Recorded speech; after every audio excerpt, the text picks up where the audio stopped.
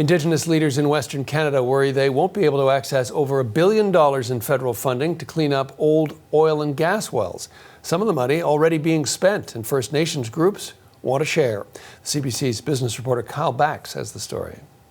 Across Western Canada, there are tens of thousands of oil and gas wells that sit idle, not producing anything, many for years, even decades.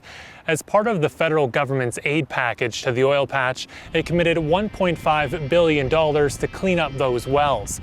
Many First Nations want to make sure some of the oil wells on their land also get cleaned up.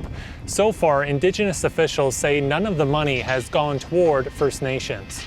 Our primary objective is to ensure that the wells get cleaned up and that the land is actually can be used again for housing projects or capital projects or something. And you know, that's the number one priority.